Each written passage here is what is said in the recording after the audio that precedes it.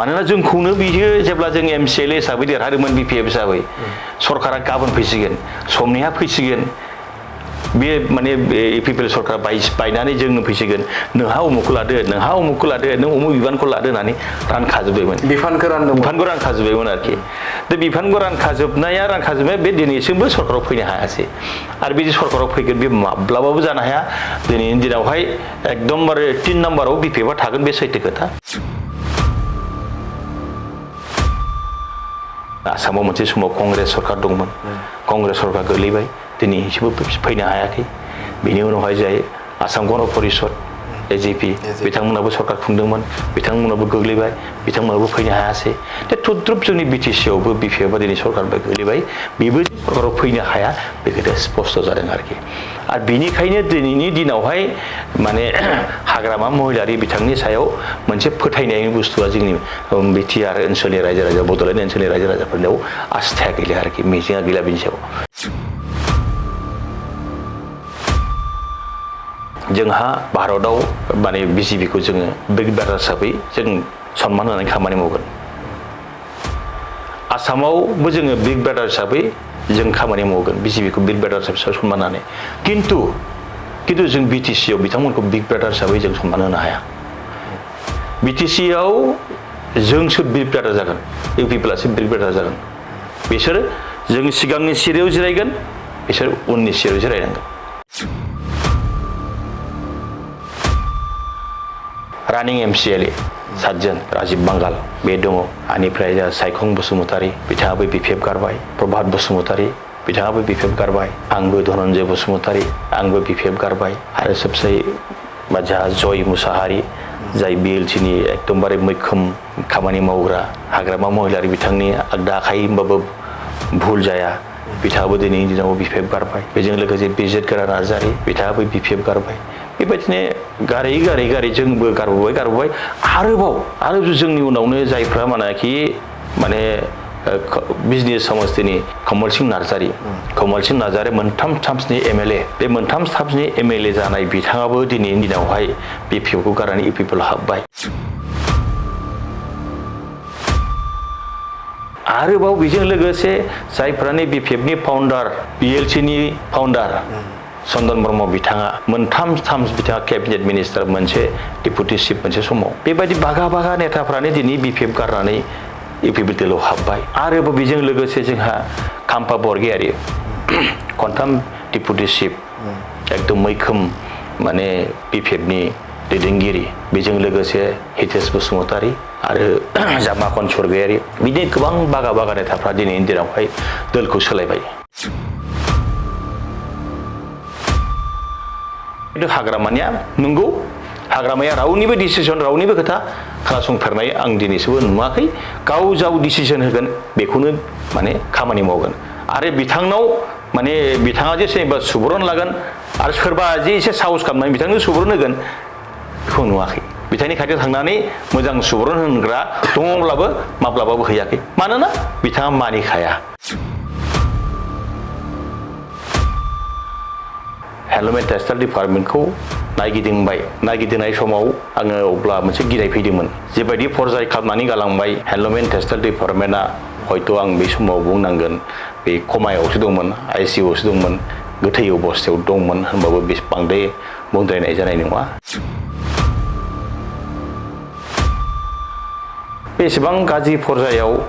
आगोलनि सरकारा गालांनायनि उनावहाय बे सरकारा बोरैहाय एबा आं बोरैहाय फाहामनो हागोन बिदिखौ गोबां सिन्था खालामनो गोनां बाध्य जादोंमोन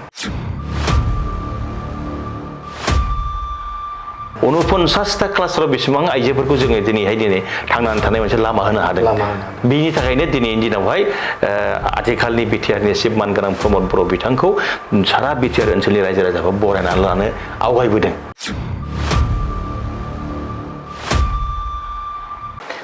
खुलुमबाय बड'लेण्ड बुब्लिन जाना बयखौबो नैबे समाव बरायबाय जों गुबुन दैदेनगिरि बिथांमोनखौ जों बिथांमोननिफ्राय गोबां बाथ्राखौ जों मिथिनो थाखाय नाजादों आरो बड'लेण्ड बुब्लिनि गेजेरजों जों मोगा-मोगि आयदा जों लाबोदों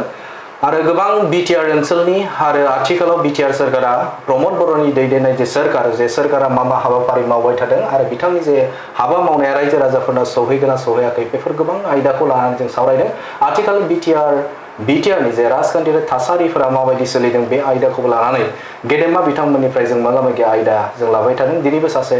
दैदेनगिरि दङ आं बिथां गेदेमानिफ्राय गोबां बाथ्राखौनो मिन्थिगौ बिथांनिफ्राय मोनथिहोनो नाजागोन बिथां गेदेमाखौ बयबो सिनायखायो बिथाङा जादों बिटिआरनि सासे गोख्रों मावफुं सोद्रोमा बिथां धनन्जय बसुमतारी गिबियाव नोंथांखौ बरायनो लाबाय खुलुमबाय मिथिनो नाजागोन जे नोंथाङा आथिखालाव गोबां मैखोमैनो नोंथांनि बिफानखौ लानानै गोबां खामानि मावबाय थानायखौ नुनो मोनदों माबायदि सोलिबाय दं दा आथिखालाव जोंनि बिटिआरनि चिफ मानगोनां प्रमद बर' बिथांनि दैदेननाय जि सरकार बे सरकाराव आङो जेब्ला एक्सुवेलि आं सिगांनिफ्राय फैनांगोन आङो जेब्ला बिपिएफनि जानानै देरहादोंमोन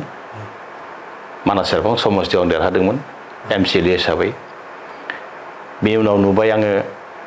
गोबां रायजो राजानो माखासे प्रतिश्रुति होदोंमोन आं माखासे खोथा होदोंमोन बैफोर खोथाखौ गमामायैनो मावफुंनांगौ जायोब्ला आङो बिरोधि दल एबा हाग्रामा महिलारि बिथांजों थानानै बे समायखिराफोरखौ मोगथाङाव महर होनो हानाय नङा बेखौ साननानैनो आङो एसे डिसिसनखौ सोलायनो गोनां बायद' जादों डिसिसनखौ सोलायनानै आङो दिनैहाय आथिखालनि सोरखार इउपिपिएल दोलोनि सरकार मानगोनां प्रमद बर' बिथांजों जइन जानानै आङो बे दोलोआव खामानि मावदों आरो बे दोलोआव खामानि मावनानै आरो सरकारजों थानाय लोगो लोगो दिनैनि सरकारा आंखौ मान होनानै हेन्डलुम एन्ड टेक्सटाइल डिपार्टमेन्टनि सासे इएम हिसाबै थिसनदों आङो जोबोद गोजोननाय मोनदों मानोना आङो लोगो लोगो हाबनाय लोगो लोगो बे सन्मानखौ आं मोनदों आरो सन्मानखौ मोननायनि उनावहाय सासे इएम होनानै दिनैनि सरकारा हेन्डलुम एन्ड टेक्सटाइल डिपार्टमेन्टनि सासे इएम हिसाबै आंखौ समायखिरा लाहोदों आरो समायखिरा लानायनि उनावहाय आङो जेब्लानाखि हेन्डलुम एन्ड टेक्सटाइल डिपार्टमेन्टखौ फुरा गोरबोआव लानानै खामानि मावनो ओंखारबाय अब्लाना आङो सारा बिटिसि ओनसोलाव हेन्डलुम एन्ड टेक्सटाइल डिपार्टमेन्टखौ नायगिदिंबाय नायगिदिंनाय समाव आङो अब्ला मोनसे गिनाय फैदोंमोन जेबायदि फरजाय खालामनानै गालांबाय हेन्डलुम एन्ड टेक्सटाइल डिपार्टमेन्टआ हयथ' आं बै समाव बुंनांगोन बे कमायावसो दंमोन आइसिइउआवसो दंमोन गोथै अबस्थायाव दंमोन होनबाबो बांद्राय बुंद्रायनाय जानाय नङा बेसेबां गाज्रि फरजायाव आगोलनि सरकारा गालांनायनि उनावहाय बे सरकारा बोरैहाय एबा आं बोरैहाय फाहामनो हागोन बिदिखौ गोबां सिन्था खालामनो गोनां बायद' जादोंमोन नाथाय आथिखालनि बिटिआरनि चिफ मानगोनां प्रमद बर' बिथांनि जिथु बिथोन बिथांनि जिथु सुबुरन बे बिथोन आरो सुबुरनखौ लानानै आं दिनै 40टा समस्तियाव आङो दिनै हेन्डलुम एन्ड टेक्सटाइल डिपार्टमेन्टखौ फुरायै गोसारहोनो हाबाय आङो सिगां जितु आं बिबानाव थानाय सममोन बा बिबानाव लानाय समाव गासिबो जेरैहाय गसाइगावनि सुपारिनटेन्डेन्ट अफिस बेबो भारायावसो दङमोन बिजिनियावबो सुपारिनटेन्डेन्ट अफिस बेबो भारायावसो दंमोन गोबां अफिसानो भारायावसो सोलिदोंमोन माबायदि सालायबोदोंमोन आं बुंनो हालिया खिन्थु दिनैहाय बिथांनि दैदेननाय जोंनि बिटिआरनि चिफ मानगोनां प्रमद बर'नि दैदेननाय सरकारा दिनै बे गासिबावबो जोंहा अलरेडि बिल्डिंआ कमप्लिट जाजोब्बाय सुपारिनटेन्डेन्ट अफिसा रोम रोम जाजोब्बाय फुल स्टाफ दङ दिनैनि दिनावहाय बिराद मोजां जाबाय जोङो दिनैहाय गसाइगावनि खोथा बुं काजलगावनि खोथा बुं बिजनिनि खोथा बुं सालबारिनि खोथा बुं मुसलपुरनि खोथा बुं बेनिफ्राय जोंहा भेरगावनि खोथा बुं खैराबारिनि खोथा बुं जों जेरावबो माने मोजाङै जों न'खौ लुफुंजोबनो हाबाय बिराद समायबाय मोजांबो जाबाय बरायनाबो लाबाय रायजो राजाफ्रा आरो बेजों लोगोसे जोंहा जिहेथु बिटिसिनि चिफ मानगोनां प्रमद बर' बिथाङा मोनसे मिशन फोसावदोंमोन बे मिशननि मुङानो जाहैबाय Bodoland handloom Mission Bay Bodoland handloom मिशनखौ एकदमबारे दिनैनि दिनावहाय जों 40टा समस्तियावबो मोनफ्रोमबो कनस्टिटिउन्सियाव जों दिनैहाय बड'लेण्ड हेन्डलुमनि क्लास्टारखौ अलरेडि अपेन खालामनो हाबाय आरो बियो दिनैहाय गमामायैनो मोगथाङाव महर मोनबाय बिथांमोननो क्लास्टार लुनायजों लोगोसे बिसिनि क्लास्टारनि न'आव मा एसेसरिज नांगौ हेन्डलुमनि आइटेम्सफोर जेरैहाय जेकार्ड फ्रेमलुम गोबां बे एसेसरिजखौ जोङो होजोब्बाय आरो बेजों लोगोसे जोङो 45 दिननि ट्रेनिं थानानैबो ट्रेनिं ओमफ्राय थायालासिनो ट्रेनिं बे ट्रेनिंनि बेबस्थायाबो बेयाव जादों आरो ट्रेनिं लाखांनायनि उनावहाय बिसोरनोबो आरोबाव जोङो ट्रेनिं पास जाखांनायनि उनावहाय जोङो माखासे बुरजाथार एसेसरिजफोरखौ बा हेन्डलुम जेकार्ड फ्रेमलुमफोरखौ जोङो माखासे ग्रुप दायै राननानै हरदों आरो लोगोसे बे क्लास्टारखौ गोरा खालामनो थाखाय एकदम राफोद खालामनो थाखाय बिसोरनो वर्किं केपिटेल नांगौ हिसाबै जोङो मोनफ्रोमबो क्लास्टारनो 6.5 लाख अलरेडि बिथांमोननि एकाउन्टाव जों हरजोब्बाय आरो बेखौ लानानै बिथांमोना दिनैहाय मोनफ्रोमबो क्लास्टाराव माने आइजोफ्रा गाव गावनि आथिं गसंनो थाखाय दिनैहाय खुन्दुं बायै अलरेडि क्लास्टारा फुरा रोम हिसाबै जि दायै दिनै मार्केटाव हगारनो हाबाय बे बिराद मोनसे माने जाफुंसार होननानै बुंनांगोन आरोखि बेयो दिनैनि दिनावहाय सारा बिटिआर ओनसोलनि आइजोफ्रा बेखौ बजबनानै लाबाय आरो बिटिआर ओनसोलनि आइजोफ्रा मोनसे लेभेलसिम गाखोनो हाबाय होननानैसो मोनदांनो हायो आरोखि दिनैनि दिनावहाय मिथिनो नाजागोन जिहेतु नोंथांमोना नैबे बड'लेण्ड हेन्डलुम मिशननि गेजेरजों जाखिनि रायजो राजाफोरनो आरो स्पेसियेलि आइजो माहारिनि सिबिथायखौ होदों बे दानाय लुनाय आखाइ इसानजों बेहाय बिटिआर सरकारा माबे लामाजों बै आइजोफोरखौ लांनो थाखाय थिरांथा खालामदों नोंथांमोना दा जोंहा अलरेडि मोनसे बड'लेण्ड हेन्डलुम मिशननि मोनसे स्टाफ दंखायो फुल स्टाफ दंखायो बे फुल स्टाफा जोंहा अलरेडि प्लेनिंखौ खालामखाबाय मार्केटखौ जों बोरै खालामनांगौ बिसोरखौ बोरै जि दाहोनांगौ मा मडेलनि जि दाहोनांगौ मार्केटाव बबे मडेला मोजां सोलिदों बबे बुस्थुखौ दिनै मार्केटाव साहिदा फैदों बेखौ लानानै जोंहा बे क्लास्टारनि जोंहा अलरेडि मोनफ्रोमबो क्लास्टाराव CRM दंखायो CRM क्लास्टार रिसोर्स मेनेजार दंखायो बे क्लास्टार रिसोर्स मेनेजारानो बिसोर कम्पिउटाराव डिजाइन बानायनानै जोङो डिजाइनारबो दंखायो अलरेडि डिजाइनारबो क्लास्टार बे कम्पिउटाराव डिजाइन बानाय बिसोरनो जोङो डिजाइनखौ फाथायहरनानै आरो बे डिजाइन हिसाबैनो माने दिनैहाय जिखौ दानानै फानहैनो हादों आरो बेखौ फाननायावबो जेबो सिन्था खालामनांगौ गैया जोंहा मोनसे प्लेनिं दंखाजोबो बिसोरनि दानाया स्टकआ बुरजा जाब्लानो जों लोगो खबर हरबाय जोंनो आरो लोगो जों बे बुस्थुखौ जोङो फाननो हाबाय आरो बेजों लोगोसे क्लास्टारनि रिसोर्स मेनेजारा खबर लानो हायो जे बबे कलेजनि ड्रेसखौ नांगौ नामा बबेबा कलेजाव मोनसे रिक्वायरमेन्ट दं नामा जे रिक्वायरमेन्ट दानाय लोगो माबाखौ अर्डारखौ लानानै लोगो बिथांमोननो लोगो गावसोरनो साप्लायबो होनो हायो बबेबा इनस्टिटिउसनफोर बबेबा मोनसे इउनिफर्म ड्रेस बेफोर बुस्थुखौबो अर्डार लायै फाननो हायो आरो बेजों लोगोसे जोंहा दा माने इन्दि जिनि गस्ला लंपेन्ट कट कुर्ता अलरेडि कमप्लिट बानायजोबखाबाय जों बेखौ बानायनानै जों अलरेडि मार्केटावबो ओंखारबाय आरो जोंहा सेन्टार अफ एक्सेलेन्सि जे खारवाजानाव जिथु दङ बे सेन्टार अफ एक्सेलेन्सियाव जों मोनसे श'रुमबो खुलिबाय जों बड'लेण्ड हेन्डलुम मिशननि जेसेबां प्रडाक्ट दङ बेखौ नायनो गोसोब्ला सोरबा बायनो गोसोब्ला आरो माने जोङो बेयाव बे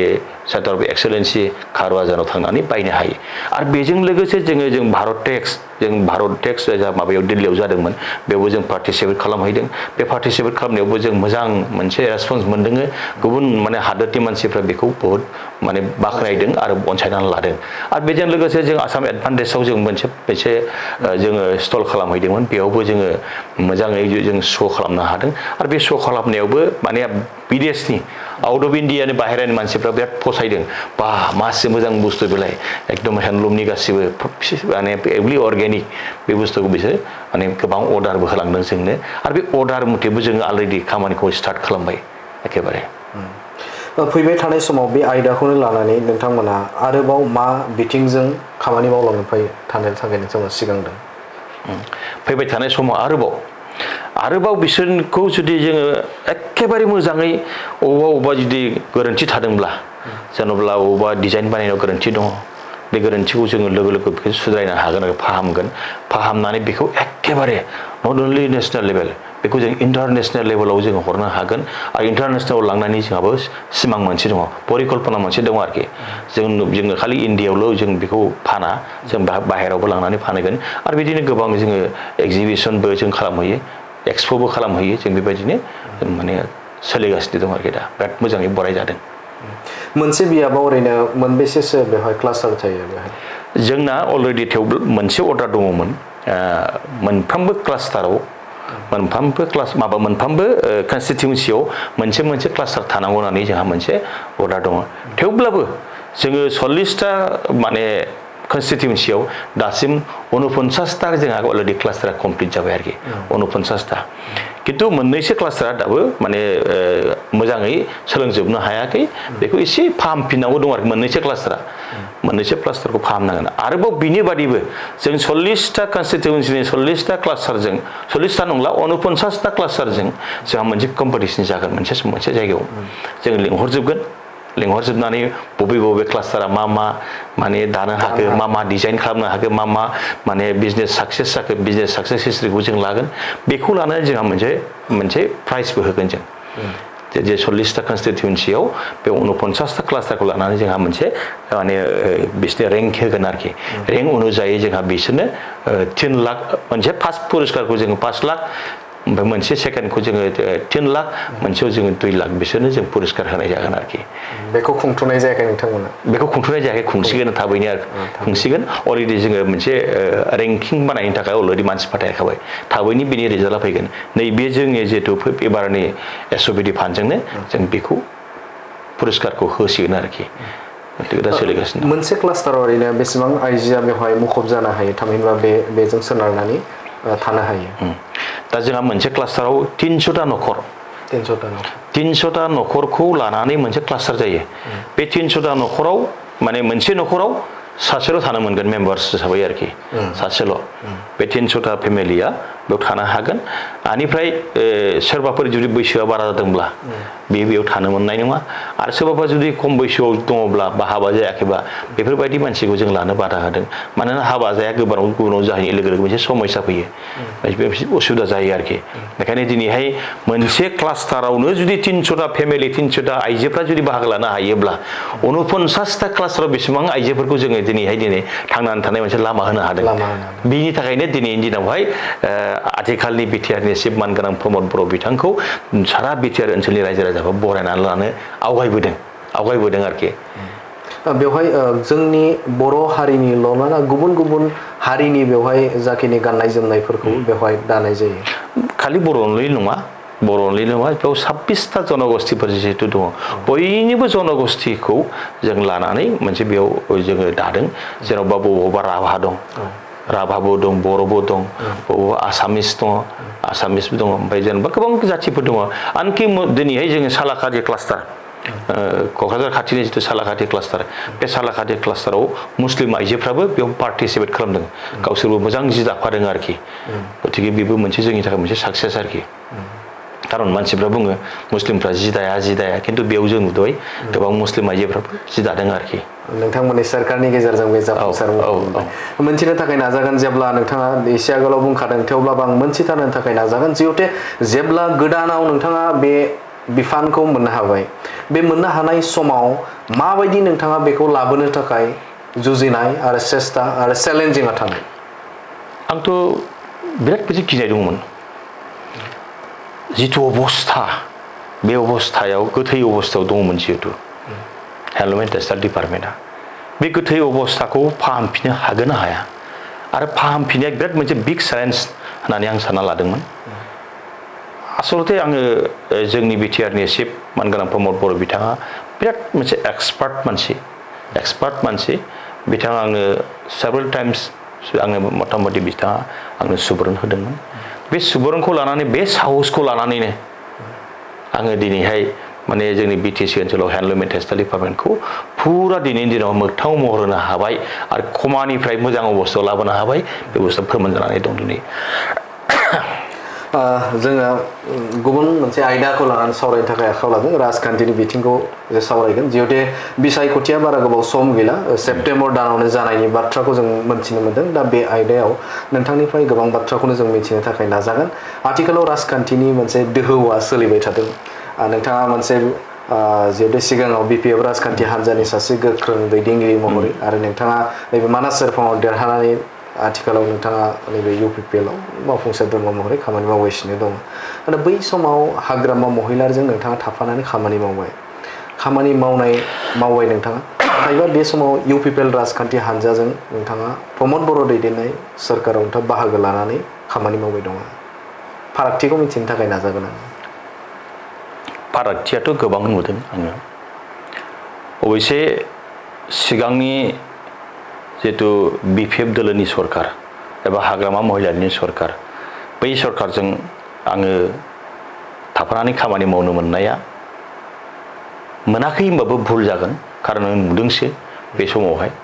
जेब्ला देरहायो बिपिएफ जानानै आं गेलेदोंमोन बिपिएफ जानानै देरहादों देरहानायनि उनावहाय जोंनि गेजेराव टाना आजोरा हार्ट स्ट्रेडिं खालामलायनाय माबा मोनसे परिबेक फैदोंमोन बेवब्ला जोंखौ हाग्रामा महिलारि बिथाङा अबेबा जायगायाव दोनखोमानानै उननि प्लेनिंखौ रुजुबाय थादोंमोन गोबां खोथा होदोंमोन जोंनो बिथाङा जोंनि सरकारा फैगोन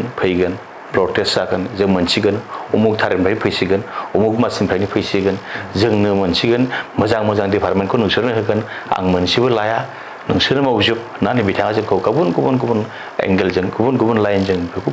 जोंखौ मेन्टेल सेटिसफेक्सन होयै गोबाव सम लाखिदोंमोन आरो बिनि थाखायनो थाब हाबनो मोनाखै आरोखि जोङो नङाब्ला अलरेडि जोंहा डिसिसन लाखाबायमोन जे जोङो थाबैनो दोलोखौ सोलायनांसिगोन होननानै जोंहा डिसिसन लाखादोंमोन ओमफ्राय बिनि गेजेरावनो सानसेखालि आंखौ जोंहा बिजेपिनि माखासे बागा नेताफ्रा माने गोबां नारसिनदोंमोन गोबां खावलायदोंमोन आंखौ जे नोङो बिजेपियाव फैदो बेनिफ्राय बिसोरथ' प्रसासनखौबो बाहायबावदोंमोन आंखौ माने बिजेपियाव लांनो थाखाय आङो बे आइजिपि आंखौ गोबां रिकुवेस्ट खालामदोंमोन बुंदोंमोन ओमफ्राय आं बुंदों आरोखि आङो जिहेथु आंहा मोनसे सेन्टिमेन्ट दं जाय सेन्टिमेन्टआ नेसनेल पार्टियाव जायगा मोना बे सेन्टिमेन्टखौ लानानैनो आं बुंदोंमोन आं हाबनांगौ जायोब्लाबो आं बिपिएफखौ गारनानै दस्रा दोलोआव हाबनांगौ जायोब्लाबो आंना मोनसेल' दल दङ चयस खालामनाय बे दोलोआ जाबाय इउपिपिएल दोलो बे इउपिपिएल दोलोआव हाबनांगौब्ला थेवब्लाबो आं नेसनेल पार्टियाव हाबा होननानै आंहा गोसोआव मोनसे थिरांथा लाखानाय दङ आरो बेबायदिनो जोङो खनसेयैनो माने रायलायलायनायनि गेजेरजों जोङो साथाम जोङो सावरायग्रा सायखं बसुमतारी प्रभात बसुमतारी आं साथामबो जोङो थांनोसै होननानै जों लेलि हटेलाव थांबाय जयेन जाहैनो होननानै अब्ला जों जयेन जाहैनो थांनाय समावनो जाहैनायावनो थिग माने प्रभात बसुमतारीया सोरनिफ्रायबा मा खोथा मोनखो माबोरै डिसिसनखौ सोलायफिनखो बिथाङा फैफिनबाय आरोखि फैफिननानै बिथाङा जोंजों जयेन जायासै ओमफ्राय जों इउपिपिएलआव जयेन जाबाय आरोखि आरो लोगो बिपिएफनिफ्राय जों 7 जन एमसिएलएआ दिनैनि दिनावहाय गाबाय रानिं एमसिएलए 7 जन जेरै माने माबा दङ जा माने राजिब बांगाल बे दङ बेनिफ्राय सायखं बसुमतारी बिथाङाबो बिपिएफ गारबाय प्रभात बसुमतारी बिथाङाबो बिपिएफ गारबाय आंबो धनन्जय बसुमतारी आंबो बिपिएफ गारबाय आरो सबसे जोंहा जय मुसाहारि जाय बिएलटिनि एकदमबारे मैखोम खामानि मावग्रा हाग्रामा महिलारि बिथांनि आगदा आखाइ होनबाबो भुल जाया बिथाङाबो दिनैनि दिनाव बिपिएफ गारबाय बेजों लोगोसे बिजेट गोरा नार्जारि बिथाङाबो बिपिएफ गारबाय बेबायदिनो गारै जोंबो गारबोबाय आरोबाव जोंनि उनावनो जायफ्रा माने बिजनेस समस्थिनि कमल सिंह नार्जारि मोनथाम टार्म्सनि एमएलए बे मोनथाम टार्म्सनि एमएलए जानाय बिथाङाबो दिनैनि दिनावहाय बिपिएफखौ गारनानै इउपिपिएलआव हाबबाय आरोबाव बेजों लोगोसे जायफ्रानो बिपिएफनि फाउन्डार बिएलटिनि फाउन्डार चन्दन ब्रह्म बिथाङा मोनथाम बिथाङा केबिनेट मिनिस्टार मोनसे डिपुटि चिफ मोनसे समाव बेबायदि बागा नेताफ्रानो दिनै बिपिएफ गारनानै इउपिपिएलआव हाबबाय आरोबाव बेजों लोगोसे जोंहा खाम्फा बरगयारी खनथाम डिपुटि चिफ एकदम मैखोम माने बिपिएफनि दैदेनगिरि बेजों लोगोसे हितेश बसुमतारी आरो जामाखन स्वर्गयारी बिदिनो गोबां बागा नेताफ्रा दिनैनि दिनावहाय दोलखौ सोलायबाय दोलखौ सोलायनायनि गुबै खारनानो बेनो जे जाय दोलोआ गोबाव सम सरकार दाबाय गोबाव सम सरकार दानायनि उनावहाय बे सरकारनिफ्राय गोग्लैयोब्ला सरकारनिफ्राय आउट जायोब्ला बे माब्लाबाबो सरकाराव फैफिननो हाया बिनि माखासे फोरमानखौ जोंनि माने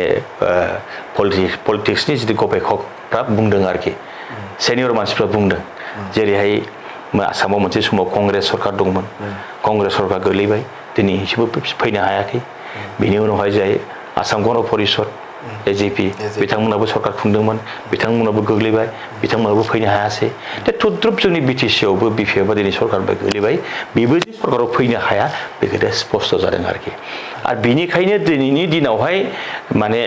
हाग्रामा महिलारि बिथांनि सायाव मोनसे फोथायनायनि बुस्थुआ जोंनि बिटिआर ओनसोलनि रायजो राजा बड'लेण्ड ओनसोलनि रायजो राजाफोरनियाव आस्थाया गैला आरोखि मिजिंआ गैला बिनि सायाव गतिके दिनैनि दिनावनो सम थासेयावनो जोङो दोलखौ सोलायना लानांसिगौ होननानै दिनैहाय जोंजों लोगोसे आरो बे बागा माखासे लिडारफोरजों लोगोसे गोबां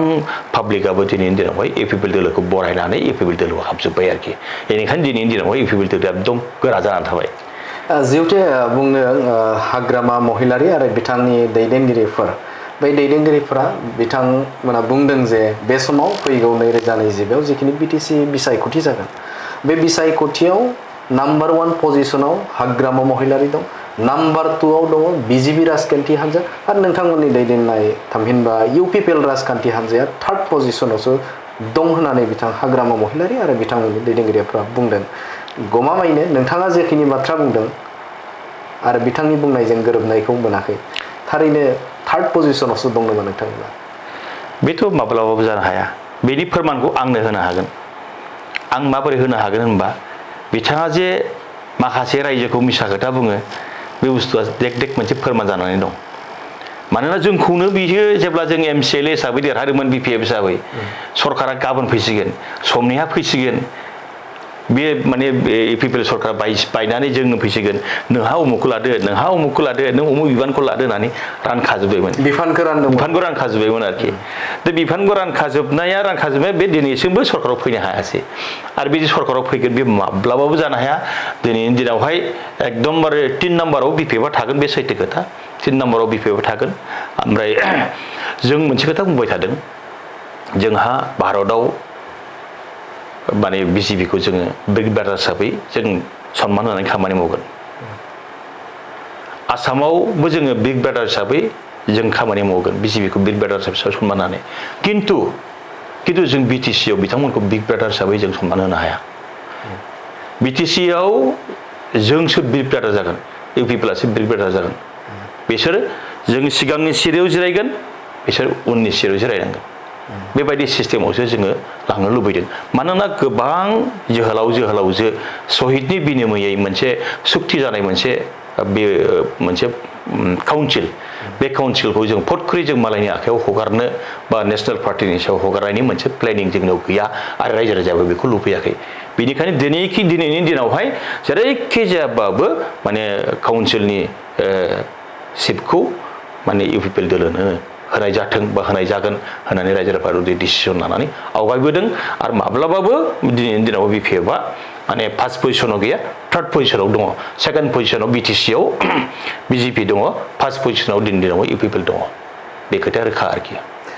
जिहेतु हाग्रामा महिलारि बिथाङा अजद होदों जे नुबाय थायो जों बिथाङा अजद होनायखौ जे बिथाङाबो प्रमद बर' दैदेननाय बिटिआर सरकारा मोनसेबो खामानि मावनो हायाखै बिथांमोना थगायसुला प्रमद बर'आ मिसलिया बायदि बासिना बाथ्रा बुंनायखौ जों नुनो मोनो बेबायदि बाथ्राखौ लानानै नोंथाङा मा फिननाय होदों आंथ' दहायनि माखासे खोथाखौ बुंबायानोसै जिहेतु आंनि बड'लेण्ड हेन्डलुम मिसन बा हेन्डलुम एन्ड टेक्सटाइल डिपार्टमेन्ट बे कमा अबस्थायाव दंमोन बे खमा अबस्थायाव थानाय डिपार्टमेन्टखौ जे दिनैहाय बिथांनि दैदेननायाव जों बोखांनो हाबाय बेबो मोनसे फोरमान नङा होमबा सिम्पल फोरमान बेयो आरो बेनि बागैबो जोंहा गोबां दिनैनि दिनावहाय मिशन हिसाबै खामानि मावनो हाबाय खिन्थु मोनसे खोथा आं बुंगोन हाग्रामा महिलारि दैदेननाय सरकाराबो खामानि मावा नङा मावदों मावद्राय नङा मावदों खिन्थु 17 बोसोराव जिबायदि बिसोर रिजाल्ट होनो हानांगौमोन बे बुस्थुखौ बिसोर रिजाल्ट होनो हायाखै मानोना बिसोर प्लेनिंफ्रा गैयामोन मिशनफ्रा गैयामोन भिजनफ्रा गैयामोन आरोखि बे बुस्थुनि थाखायनो बिसोरो माने सिस्टेमाव खामानि मावनो हायाखै बे सिस्टेमाव खामानि मावनो हायैखायनो बिसोरो खामानिखौ गोबां मावनो हायाखै आरोखि दाथ' जोंनि सरकारा जिथु प्लेनिं दिनै मा मावगोन गाबोन मा मावगोन समनिहा मा मावगोन आरो बे खामानिखौ बबे लाइनजों लांनांगोन बोरै लांनांगोन गासिबो बुस्थुआ स्मुथलि मोनसे माने मोजां मोनसे पलिसि लाखानानै मावनाय जादों आरोखि मिशन दंखाजोबो गतिके बे दिगाव जोङो गोबां साक्सेस आरो गोबां खामानि जों मावनो हाबाय बिनिनो फोरमान गोबां दङ आरोखि हाग्रामा महिलारिया नुनाय जे सिमां जाय सिमाङा बिटिसिखौ फिन सोरखाराव बा सोरखार बिथांमोना खुंफिनगोन फैगासिनो दं बे समाव आसामनि मिडियाफोराव बे बाथ्राखौनो बुंदों जे आहियासै हाग्रामा महिलारि सरकार हाग्रामा महिलारिनि सरकार फैगासिनो दं होननानै स्ल'गान होदों आरो हाग्रामा महिलारि आरो बिथांमोननि दैदेनगिरिया बे बाथ्राखौनो बुंदों हाग्रामा महिलारिनि फैगौ 2025आव सरकार जाथारगोनखौ बाथ्रा बुंदों बिथांनि नुनाय सिमाङा लाथिख' जागोन नामा बेथ' एकदमबारे 100% सैथो लाथिख' जागोन होननानै मानो होनना बुङोब्ला टाइगार इज बेक होनना बुङाखै होनबा बिसोरो मुसाया फैफिनगासिनो दं नों मोनसे नाय हाग्रायाव जेब्ला मुसाया जेराव जायगायाव माने मुसा गैया बे मुसा गैयि जायगायाव बिराद ग्रोम ग्रोम मैसो माने माबा हाग्रानि जुनारफ्रा ज' जानानै थायो जै मुसा फैबाय खारसारजोबनोसै बेयाव मै मासेबो थाला बे खारन मुसाखौ बयबो गियो बिनि आखला मोजां नङा बे जाख्रबजोबो बिनि थाखायनो जुदि दिनैनि दिनाव आरोबाव बै मुसा फैबावनांगौ जायोब्ला बैबायदि मुसाया जुदि जों जायगा लाबावनांगौ जायोब्ला जोंहा बिपद दं गतिके जों साइड जाथ'नानैब्लाबो जों खायदा खुयदा खालामनानैबाबो बे मुसाखौ होखारफिननायनि प्लेनिंखौ खालामनांगोन होननानै दिनैनि माने रायजो राजाफोर दं साननानै लादों आरोखि माब्लाबाबो बे मुसाखौ जोङो बेयाव जायगा होनाङा आरो बे मुसाखौ जायगा होयोब्ला जोंहा निस्थार मोननाय नङा जों माफा जाख्रब जाजोबगोन होननानै बे बुस्थुआ हाग्रायाव मोनसे फर्मुला दंखायो बे बुस्थुआबो जोंनाव फैगोन आरोखि मोसानि बाथ्राखौ नोंथाङा मख'दों थारैनो नोंथाङा जिहेतु हाग्रामा महिलारिजोंनो मोनसे समाव नोंथाङा थानानै बिसायख'थिखौ नोंथाङा बारग'लांहोदों थामहिनबा नोंथाङा एमसिएलए नोंथाङा देरहासार जानो हादोंमोन बै समाव हाग्रामा महिलारिजों नोंथाङा थादोंमोन बै थानाय समाव गमामायैनो दा टाइगार बुंनाय बायदि बेफोरबायदिमोन नामा मानोना जों नुनो मोन्दों जे खायसे दैदेनगिरिफोरा जों माखन सरगियारिनिफ्राय लानानै आरो बेनि अनगायै हितेश बसुमतारी बिथांमोना जे दैदेनगिरिफोरा बिथांखौ बुंनो नागिरो सासे बिथाङा रावनिबो खोनासङा बिथाङा हारसिंनो डिसिसन लायो आरो हारसिंनो बिथांनि जिखिनि बुंनाया माने बेयो मावफुंजायो रावनिबो खोथा खोनासङा होननानै बाथ्रा बुंदों थारैनो बे बाथ्राया सैथोमोन नामा बे खोथाया सैथो मानो सैथो होननानै बुङोब्ला दिनैसिमबो आं जेसेबां सम बे बिथांजों दंमोन बै समफ्राव बे जेनेबा मोजां मोनसे डिसिसन लानानै जे बबे प्लेनिंजों माबोरै थाङोब्ला गाहाम जागोन सोरखौ प्रेसिडेन्ट खालामनांगौ सोरखौ सेक्रेटारि खालामनांगौ सोरखौ बसायनांगौ सोरखौ बोखांनांगौ बेनि प्लेनिंआ बेबायदि न' खथायाव जिरायनानै बे लाफेरनायखौ जों नुवाखै गाव जि डिसिसन होयो बेनो राइट जानांगौ होननानै बिथाङा बुंबाय थायोमोन बिदिनो मोनसे फोरमान जेब्ला माने मन'जायलाजों एसे गावजों एसे दावराव जायोमोन दावराव जानाय समाव मन'जायलाखौ जेब्ला बे माने बोखारो बिबाननिफ्राय बोखारो अब्लानो बुंदों बियो जे आंसो टाइगार आंसो बिगोमा बिपिएफनि आं बिगोमा गतिके मन'जायलाखौ आं होदों आं होननाय बुस्थुआ बेनाव थाबाय थायो जों होननाय बुस्थुआ गैया बेनाव जों होननाय बुस्थु गैया आं होननाय बुस्थुआ बेनाव बांसिन जायगा मोनो आं बेखौ बिबान होदों आं बेखौ बोखारनोबो हायो गतिके आं बेखौ दिनैनि दिनाव आं बिबान होदोंमोन आं दिनैनि दिनाव आं बेखौ बोखारबाय दे आं होननाय सोदोबा बिथांनाव गोबां सोलिदों खिन्थु जोंनियाव जों होननानै जों बुंनो हागोन आरोखि जोंनियाव सोरखौबा जुदि बिबान सोलायनांगौ दङब्ला जोंनियाव मोनसे मोजां मोनसे प्लेटफर्म दं बे प्लेटफर्माव रायलायनायनि गेजेरजों सोरखौबा बोखारनांगौबा बोखारगोन सोरखौबा जिरायनांगौबा जिरायगोन बेबायदि स्मुथ पलिसिया जोंनियाव मोनसे दङ आरोखि कर कमिटि होननाय जा बेबायदि दंखायो खिन्थु हाग्रामानिया नंगौ हाग्रामाया रावनिबो डिसिसन रावनिबो खोथा खोनासंफेरनाय आं दिनैसिमबो नुवाखै गाव जाव डिसिसन होगोन बेखौनो माने खामानि मावगोन आरो बिथांनाव माने बिथाङा जे सोरनिबा सुबुरुन लागोन आरो सोरबा जे एसे साहस खालामनानै बिथांनो सुबुरुन होगोन बेखौ नुवाखै बिथांनि खाथियाव थांनानै मोजां सुबुरुन होग्रा दङब्लाबो माब्लाबाबो हैयाखै मानोना बिथाङा मानिखाया बुंनानै लाब गैया टाइम नस्थ' खालामनानै लाब गैया होननानै आगुनि माने बिपिएफनि दैदेनगिरिफ्रा बे खोथाखौ दिनै उपलब्धि खालामनो हादों बुंनो हादों आरोखि आरो बे खोथाया सैथोबो जायनि थाखायनो बै नोंथाङाबो जिहेतु ओंखारबोबाय बिपिएफ राजखान्थि हान्जानिफ्राय आरो गोबां दैदेनगिरिफोर जेरै खाम्फा बरगयारिनिफ्राय लाना चन्दन ब्रह्म माखन स्वरगयारिनिफ्राय लाना हितेश बसुमतारी नेरसोन बर' बिथांमोना ओंखारबोदों नामा बे बिथांनि जे हारसिं जे डिसिसन लानायनि थाखाय नोंथाङा सानो नामा बे बाथ्राखौ एकदम नंगौ मानोना नायदो दे मोनसे समाव आंथ' मोनसे समावहाय खाम्फा बरगयारि चन्दन ब्रह्म हाग्रामाखौ एसे प्रेसिडेन्ट हिसाबै आं रेसपन्स होयोमोन खिन्थु सिनियर लिडार हिसाबै मैना खिन्थु खाम्फा बरगयारि आरो चन्दन ब्रह्मखौसो जों रेसपन्स होनानै बिपिएफखौ बांसिन सनमान होनानै जों खामानि मावोमोन हाग्रामायाव प्रेसिडेन्ट हिसाबै दोनदों थिगासे थेवब्लाबो जों बिथांमोननि खाथियाव थाङामोन बिथांमोन माने हाग्रामानि खाथियाव थांनो हाया जों थाङाबो रेसपन्स मोनखाया थाङामोन आरोखि जेसेबां सुबुरुन लानांगौ एसेबां खामानि मावनांगौ जोङो बै खाम्फा बरगयारि ओमफ्राय चन्दन ब्रह्मनावसो थांनानै जों सोलोङोमोन फोरोङोमोन आरोखि बिथांमोना स्पस्ट' हिसाबै जों खोन्थायोमोन बे सम माब्लाबा बुङोमोन बिथांमोनाबो जालालै बेजों जाला जोंनि खोथाखौ मोनसेबो लाया होननानै बै समावनो जों माब्लाबा गेजेर बे खोथाखौ बुंखायोमोन आरोखि आरो दिनै बे खोथाखौनो बिसोरो गोसोआव गोरबोआव माने दाद लानानै दिनै बिथांमोना दिनै इउपिपिएलआव हाबफैबाय बिपिएफखौ गारनानै फैबाय आरोखि मिन्थिनो थाखाय नाजागोन जिहेतु जोङो बिटिसि बिसायख'थि बे बिटिसि बिसायख'थिनि थाखाय गोबां दोलोफोरानो बे समाव नाजानायखौ नुनो मोन्दों जिहेतु बिजेपि राजखान्थि हान्जा नोंथांमोनजोंनो एनडि एलायन्सआव दङ सेन्ट्रेलाव दं स्टेटआव दङ बेवहाय मिन्थिनो थाखाय नाजागोन जे बिटिसिनि थाखायबो बिथांमोना जान्जि खाफ्रानायखौ जों नुनो मोन्दों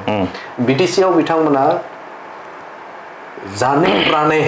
जायखौ जों बुंगोन एकदम जुजिथारनानै जेरैखि जाया नांथाबनानै डु अर डाइ बिथांमोना खामानि मावगोन बा बिटिसि बिसायख'थिखौ देरहानांगौनि थाखाय बिथांमोना खामानि मावगोन होननानै बे समाव जान्जि खाफ्रानायखौ नुनो मोन्दों मा बुंगोन सार बे समाव बेथ' गावसिनि राजनितिनि बाथ्रामोन थेवब्लाबो मोनसे बुस्थुआ गोरोबनाय आं नुवाखै आंबो नुवाखै दिनैहाय जिहेतु भारत सरकाराव एनडिएआव जोंनि बेयाव अंशिदार दं आसाम सरकारावबो जोंनिबो अंशिदार दं एनडिए हिसाबै जोंजों जिथु कम्बाइनेसना मोजाङै दं होननानै जों सानदोंमोन खिन्थु बावैसो सिगां बिजेपिनि आफादगिरि दिलीप सयखिया बिथाङा जेबायदि मिडियायाव खोथा बुंदों बे मिडियायाव खोथा बुंनाया जोंनि थाखाय गनायथाव जायाखै एक्सेप्टेबल जायाखै मानोना बिसोरखौ मोनसे बिटिसिखौ मन'ग्लाबनायनि मोनसे पलिसि मोनसे हाइडेन पलिसि बिसोरनाव दङ नामा बे बुस्थुआ जोंनाव माब्लाबा जाखांनाय फैयो नाथाय आसामनि जा गिबि मन्त्रि जा डक्टर हेमन्त बिश्व शर्मा बिथाङा जेराव मोजां जोंनि हल्ड दं बिजेपिनि जेराव मोजां हल्ड दं जि जायगायाव जों देरहागोन बायदि बेबायदि माखासे निर्दिष्ट कनस्टिटिउन्सियावल' जों पार्टिसिपेट खालामगोन होननानै बिथाङा बुंदों खिन्थु माने आं बेयाव ओरैबायदिसो नुदों आसामनि चिफ मिनिस्टार आरो बिजेपिनि आफादगिरि मोनसे बिसिनि गोरोबलायनाया मानो नुजायाखै खौसेथिखौ नुवाखै आरोखि माबा आलदा बिसोरो मिडियायाव खोथा बुंनाय बायदि आं नुनो मोन्दों बिसिनि पलिसियाव मा दं आं बुंनो हाला खिन्थु आं बुंगोन जों लुबैगोन बिटिसिखौ जोङो दिनैनि दिनावहाय उननियाव मा जायो आं बेखौ बुङा दिनैनि दिनावहाय जोङो कुनु नेसनेल पार्टिसनो जों हगारनायनि खुनु प्रश्न गैया हगारनो मोना जेरैखि जाबाबो जोङो बिसिनिफ्राय जोङो बांसिन जोङो एबसलुट मेजरिटि लानानै जाहाथे जोङो सरकाराव फैफिननो हायो जों बिनि बागैसो दा खामानि मावगासिनो दं आरोखि खिन्थु नैबे बुस्थुखौ आं नुदों दिनैनि दिनावहाय बिटिसि ओनसोलाव जायफोर माने गोदान बिजेपि होननानै बुंदों आं गोदान बिजेपि माने जायफोरनाखि बिपिएफ दोलो गोबाव सम बिपिएफ दोलो खामानि मावनानै बिपिएफखौ गारनानै दिनै बिजेपिआव हाबहैनाय जायफ्रा माब्लाब्लाबो बै बिपिएफफ्रानि जिथु बिपिएफनि मानसिफ्रा जायफ्रा बिथांमोना माब्लाबाबो इउपिपिएलखौ एक्सेप्ट खालामनो हायो इउपिपिएलखौ सोयो इउपिपिएलजों माने मोनसे गाज्रि मोनलायनाय बुस्थुआ दिनैहाय रोखा जों नुनो मोनदों मानोना बिसोरो दिनैहाय इउपिपिएलखौ एक्सेप्ट खालामना लायाखै एक्सेप्ट खालामना लायालासिनो फटकरि इउपिपिएलजों हाबनो नागारै बिजेपिआव हाबदों थारमाने बिपिएफनि सियाराव जिरायनानै जोंखौ थक्कर जाहोनायनि क्षमताया बिथांमोनाव गैलिया जिहेतु गैलिया जोंखौ सिगिनायनि माबा मोनसे लामा गैलिया दिनैनि दिनावहाय बिपिएफनि सियाराव जिरायनानै बेनिखायनो बिपिएफनि माखासे नेताफ्रा बै माखासे माबाखौ माने मा होनो बेखौ सुथ्रुखौ माबा मोनसे खालामनो थाखाय दमन खालामनो थाखाय बिसोरो बिजेपिनि प्लेटफर्माव जिरायनानै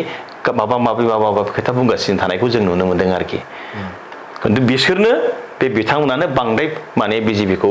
हाइकमान्डआव प्रेसार होनानै जोंनिया फुरा सक्तिया बिटिसिआव बारायजोब्बाय जों 40टा समस्तियावबो माने दिनैनि दिनाव बिजेपिआ माने पार्टिसिपेट खालामनो हानाय क्षमता दं होननानै बिथांमोननो मेसेजखौ होदों जायनि थाखाय बे बुस्थुआ फैदों नामा आं बेखौ एसे मोनदांनो हादों आरोखि जिहेतु बिथांमोना माने गुबुननि साहारा लानानै बे खामानिखौ मावनो थाखाय सिगांदों मिथिनो थाखाय नाजागोन जिहेतु बिथां प्रमद बर' आरो हाग्रामा महिलारि अनजलि दैमारि दा बेखौबो जों एसे सावरायनांगोन बेवहाय हाग्रामा महिलारिनि बेरेखायै बाथ्रा बुङा हिमन्त बिश्व शर्माया प्रमद बर'नि बेरेखायै बाथ्रा बुङा हिमन्त बिश्व शर्माया अनजलि दैमारिनिबो बेरेखा बाथ्रा बुङा हिमन्त बिश्व शर्माया थारैनो अनजलि दैमारि हाग्रामा महिलारि प्रमद बर' बिथांमोननि बा फाफ्लियाव गानानै हिमन्त बिश्व शर्माया दमन खालामनो थाखाय नाजादों नामा बे नंखाय नङा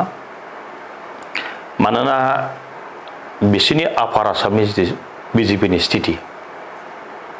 बे दिनैनि दिनाव एकदमबारे सिकिउर नङा आरो दिनैनि दिनावहाय गौरब गगৈ फैनायनिफ्राय एसे बिसिनि कंग्रेसनि पजिसना एसे साबसिन जागोन नामा बे मोनसे सोंलु बिथांमोनाव जाखांदों आरो बिनि थाखायनो बिथांमोना गिनाय दङ बेनिखायनो जोंनि बड'लेण्ड ओनसोलनि स्पेसियेलि बर'नि राजनिति बर'नि लिडारफोरखौ गारनानै बियो राजनिति खालामनायनि मोनसे बेनाव परिकल्पना गैया बिसोरखौ जुदि गारनानै राजनिति खालामोब्ला गावनि राजनिति पजिसना केरियारा एसे गाज्रि जागोन बे बुस्थुखौ बे आइडिया खालामना लादों बेनिखायनो दिनैहाय आगदाथिंबो मिलायदों आगखिथिंबो मिलायदों आगदाथिंबो माने हेन्डसाइड लादों आगखिथिंबो हेन्डसाइड लानानै बे दिनैनि दिनाव खामानि मावदों खोब माने टेकफुलि खामानिखौ मावदों बिथाङा खारन दिनैनि दिनावहाय हाग्रामाजोंबो साफा सानै एमएलए दङ बिथांमोननि एमएलएखौ लानानैबो बे फैगोन बाराव 2026आव जितु सरकार दानायनि सिमां बे 2026आव सरकार दानायाव बिथांमोननिबो सहाय सहयोग नांथारगोन बे बुस्थुआ बिथांमोननाव दङ आरो हयथ' बिथांमोननाव माखासे आन्दोआव माखासे पलिसि लाखोमानायबो थानो हागौ बे बुस्थुखौ एसे मोनदांनो हायो आरोखि जिहेतु नैबे समाव बिटिसि बिसायख'थियाव बिथां बिजेपिनि द प्रेसिडेन्ट रायजिक प्रेसिडेन्ट बिथां दिलीप शइकिया आरो बिथां हिमन्त बिश्व शर्मा बिथाङा बुंदों जे प्रमद बर' जाखिनि जाय बियाबाव बिथाङा गेलेगोन बे बियाबाव बिजाथि हो होननानै बुङो मानोना बे समाव बुंनांगोन जिहेतु प्रमद बर'आ एनडिएनि एलायन्सआव बिथाङा दङ बिथांखौ बा हिमन्त बिश्व शर्माया मदद होनायनि मोनसे बाथ्राबो थाहैबाय नाथायबा हाग्रामा महिलारिनि जे बियाब बे बियाबाव बिथाङा बिजाथि होआ बा बिजेपिनिफ्राय बिजाथि होआ बुंनायनि आन्दोआव मा दं थारैनो सिरि सिरि जे बिजेपिजों आरो बिपिएफजों मोनसे थांखियाव फैदों नामा जे बे समाव बिथांमोनजों लोगो लानानै बिसायख'थि गेलेनो थाखाय प्लेनिंफोर दं नामा बेथ' सोमोन्दोआ दं होननानै दिनैबो जों फोरमान खारन बिथांमोननि बिपिएफनि जायफोर एमएलएफोर बे एमएलएफ्राबो दिनै एनडिएजों दं दा थारमा आसाम सरकारजों गोरोबनानै दं सापर्ट होनानै दं नङा होमबा गतिके बे बेलायावथ' बिसोरखौबो बियो गारनानै खामानि मावनो हायाखै ओमफ्राय आं नैबे खोथाखौबो आइडिया खालामदों जि दैयावनाखि ना गैया बे दैयाव ना सारनानै मा लाब जि कनस्टिटिउन्सियावनाखि बिजेपिनि हल्दानो गैया बेयाव मिसा मिसे मानो केन्डिडेट दैखांनानै मानो जेननो अब्ला गयबारि आरो हाग्रामा महिलारिनि जिखिनि देबोरगाव बियाब बेवहाय बिजेपिनि हल्दानो गैया गतिके बे जायगायाव मानो मिसा मिसि बिसोर केन्डिडेट होनो बेसेबांसो मिजिंथियो बियो बे जायगायाव गैया होननानै मिथिखागौ खिन्थु थेवब्लाबो बिसोरो मोनसे सनमान होफ्लानाय रावजों बिथांमोना बुंबाय जों माब्लाबाबो हाग्रामानि कनस्टिटिउन्सियाव आरो प्रमद बर'नि कनस्टिटिउन्सियाव जों केन्डिडेट होआ होनफ्लानो गोनां बायद' जाबाय बर' हारिनि सेन्टिमेन्ट लानो थाखाय मोनथिनो थाखाय नाजागोन जिहते बिथां रायजिक बिजेपिनि प्रेसिडेन्ट दिलीप शइकिया बिथां आरो बिटिआरनि सासे इएम अरुप कुमार दे बिथांमोना बड'फाखौ लानानै राजखान्थि खालामनाय मोनसे थासारिखौ नुनो मोनदों बिथां दिलीप शइकिया बुंदों जे बे समाव बड'फाखौ लानानै रावबो राजखान्थि खालामनाङा आरो राजखान्थि खालामोब्ला जों बेखौ बर' हारिनि रायजो राजाफोरा होखारसारगोन बेफोरबायदि बाथ्रा बुंदों आरो बिथाङा बुंथिदों जे बड'फानि आदर्शखौनो लानानै बे समाव बिटिसिआव जों फैगौ बिटिसि बिसायख'थियाव जों ओंखारगोन होननानै बिजेपिआ थांखि लादों मा बुंगोन बे समाव बड'फाखौ लानानै राजखान्थि खालामनायनि बाथ्राखौ लानानै नोंथाङा सासे दैदेनगिरि हिसाबै मा फोरमायगोन जोङो एज ए बर' हिसाबै जों माब्लाबाबो लुबैयाखै बड'फा उपेन्द्रनाथ ब्रह्मखौ लानानै राजनिथि खालामनायखौ जों माब्लाबा लुबैयाखै मानोना बड'फाखौ दिनैनि दिनावहाय सोरबा बिपिएफआबो मान होनानै खामानि मावदों सोरबा इउपिपिएलआबो मान होनानै खामानि मावदों सोरबा इच आदाराबो बड'फाखौ मान होनानै खामानि मावदों जों दिनैनि दिनाव बुंनांगोन जेब्लासिम बर' जाथिया थांनानै थागोन अब्लासिम बड'फाखौ जों सनमान होनानै खामानि मावगोन बे जोंनाव मोन्थोराव दंखाजोबखाय समाय लाखानाय दंखाजोबो बेयो ब्लाडआवनो दं होनबाबो बुंद्रायनाय जाया नाथाय दिनैनि दिनावहाय दिलीप शइकियानाव मोनसे सोंनायसो थागोन आंनिया बिथाङा बड'फानि सोमोन्दै मा मिथिगौ बड'फाया बबे पर्यायनिफ्राय बबे लेभेलनिफ्राय आन्दलन खालामनानै बबे पजिसनाव थानानै माबोरैहाय बर' रायजो राजा खौसेथि खालामनाय बैफोर जारिमिननि सोमोन्दै बिथाङा मा मिथिगौ दिनैनि दिनावहाय आंथ' बुंगोन जेबो मिथिया होननानैसो बुंगोन आं जों जिहेतु प्रेक्टिकेलि मिथिगौ जोङो जिहेतु बड'फा उपेन्द्रनाथखौनो जों लिडार हिसाबै सनमान होनानै जों खामानि मावबोनाय मानसि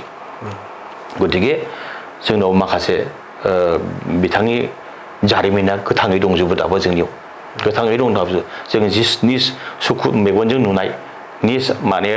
प्रेक्टिकेलि जों नुजोबनाय बेनि खामानिफोरखौ गतिके बेखौ लानानै दिनैनि दिनावहाय नाम होफ्लानानै जोंनि बड'फानि नाम लाफ्लानानै दिनैहाय माने